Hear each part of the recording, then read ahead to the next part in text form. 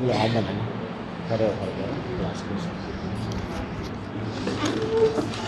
तो स्वागत कर देता हूँ पहले आशीष का, है ना।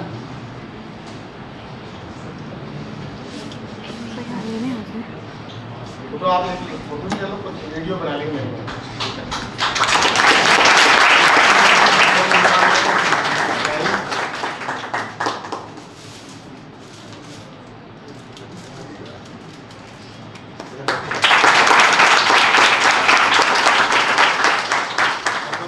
शुभकामनाएं, आशीर्वाद।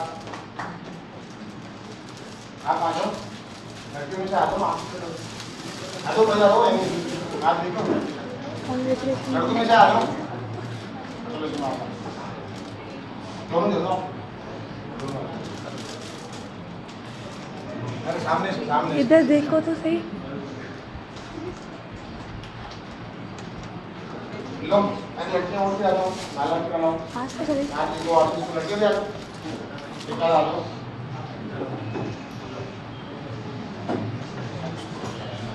आ जाओ,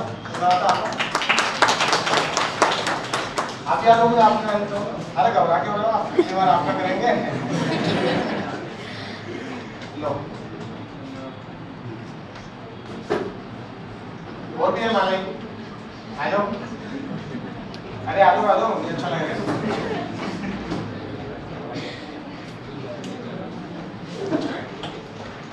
लो आपने क्या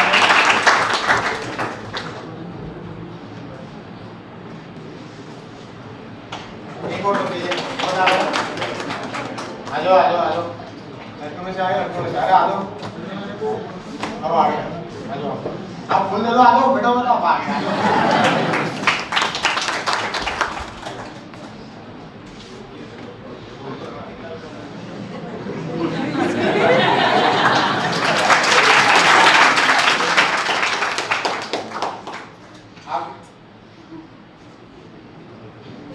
आप पहले बोलोगे, आप बोलोगे, इधर आ जाओ, एक बैठ लो, इधर आ जाओ, पहले रो आप, इस बार लेकिन बार नहीं मिलते, अच्छे लगते हैं, खिलाया करो आप, है ना।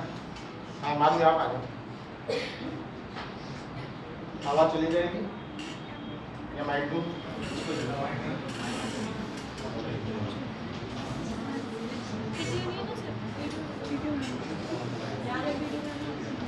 सबसे पहले तो सर को प्रणाम, तहे दिल से बहुत बहुत थैंक्स।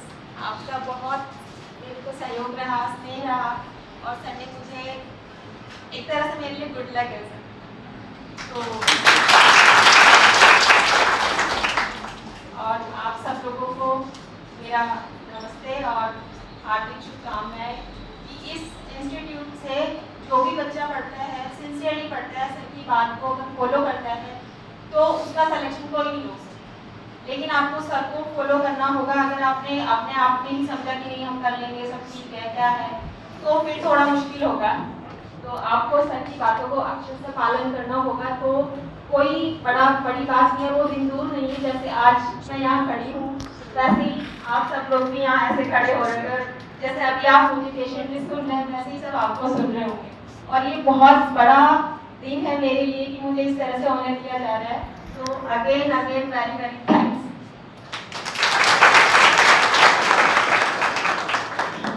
मैं ज़्यादा वक्त नहीं लूँगी, बहुत शॉर्ट में आपको बताती हूँ कि आर्टिस्ट के लिए कैसे प्रिपेयर करना चाहिए।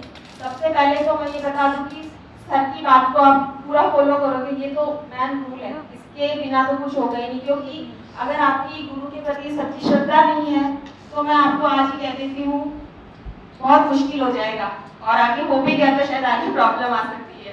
तो एक तो ईश्वर के प्रति आस्था, गुरु के प्रति भक्ति, बड़ों के प्रति आदर सम्मान, ये सारी चीजें आप में होनी चाहिए। क्योंकि जितने आप हम्बल रहोगे उतना ही इस पद की गरिमा को आप बरकरार रख पाओगे। ये तो आपको सबको ही फॉलो करना है।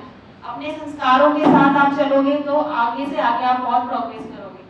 आप प्री के लिए आपको इंडेक्स आपका पूरा कंप्लीट आपके टिप्स पे होना चाहिए। डेफिनेशन आपको ठीक से पता होनी चाहिए। और डेफिनेशन का एक मैं आपको फंडा बताती हूँ, अल्फाबेटिकल होती है सारी। आप अल्फाबेटिकल जितना याद करने की कोशिश करेंगे आपको कोई भी क्लोज आपका मिस नहीं होगा, क्योंकि प्री में कई बार सीधा क्लोज पूछा जाता है। तो ये आप करें। इम्पोर्टेंट पार्ट्स आप सारा करें, सर की नोट्स आप देखिए, सर की क्लासेस आप रेगुलर अटेंड करें, सर जो भी टॉपिक आपको पढ़ाने जा रहे हैं उसको आप पहले दिन पढ़ के आएँ, फिर क्लास में पढ़ें, फिर घर जाकर आप उसको रिवाइज करें। ये आपका इतना बाई हार्ट हो जाएगा कि भूलने के चांसेस बहुत कम हो जाएंगे। मैथ्स के लिए पूरे जो भी पुराने पेपर्स हैं आप सॉल्व करें, और गाइड्स का मैं ज़्यादा नहीं बोलूँगी क्योंकि डायरेक्ट और सर के नोट्स, सर की क्लासेस बहुत सफिशिएंट है। इसके अलावा आपको गाइड वगैरह में ज़्यादा टेंशन लेने की कोई ज़रूरत नहीं। पेरेंट के लिए मैं बोलूँगी आपको एक लाइव लो करके वेबसाइट आती है, उसे आप सब लोग सब्सक्राइब करेंगे तो आपको ऑनरेबल सुप्रीम कोर्ट के डेली के अपडेट्स मिलते रहेंगे, तो उससे आपको जो भी करंट केस आता है उसमें आपको कोई प्रॉब्लम नहीं होगी। और इम्पॉर्टेंट पार्ट में आप जैसे सर आपको मार्क करवाते हैं, केस को लिखवाते हैं, तो उनको आप सब बिल्कुल ध्यान से पढ़ेंगे, याद करेंगे तो आपको बहुत बेनिफिशियल होगा। और दूसरी चीज़ है 6 दिन आप अपना पढ़ो, 7वें दिन कुछ भी नया मत पढ़ो। जितना आपने 6 दिन पढ़ा है 7वें दिन सिर्फ आप रिवाइज करो, क्योंकि आपको ये टेंशन नहीं करनी है हाय मेरा तो ये छूट रहा है, ये हुआ नहीं, इनकम्प्लीट है, तो आप आगे का याद करने के चक्कर में पीछे का भी भूल जाओगे। तो मेरा ये है कि आप सिर्फ 6 डेज पढ़ो, 7 डे आप सिर्फ रिवीजन करो। और लॉ के अलावा आपको बहुत इंपॉर्टेंट है हिंदी इंग्लिश पे आपको बहुत फोकस करना होगा, क्योंकि बहुत से बच्चों के सिलेक्शन हिंदी इंग्लिश की वजह से आराम से हो जाते हैं। हालांकि मेरा तो एवरेज था मेरे लॉ में और हिंदी इंग्लिश इंटरव्यू सब में गुड मार्क्स थे, ऐसे नहीं था कि किसी में बहुत हाई है किसी में बहुत लो है। लेकिन अगर किसी में आपका लो थोड़ा सा वीक पार्ट है तो आपको हिंदी इंग्लिश ऐसे राइटिंग आपको बहुत अच्छे से प्रिपेयर करनी है। ग्रामर के लिए प्री के लिए इतनी ज़्यादा प्रॉब्लम नहीं हो, आराम से हो जाएगा। और बाकी सर बेस्ट है, सर जो बताएं उसे फॉलो करो, और मेरी खूब सारी शुभकामनाएं हैं आपका सबका सिलेक्शन और बहुत अच्छी रैंक के साथ हो। और जनरली सर के इंस्टीट्यूट से मैंने देखा है अब तक, इस बार थोड़ा सा पिछड़ गए, बाकी हमेशा first rank second rank sir के इंस्टीट्यूट से ही आती है। और देखो हमेशा जनरली भारत ही वर्ल्ड कप जीतता है, सर ही हमेशा फर्स्ट रैंक लाते हैं।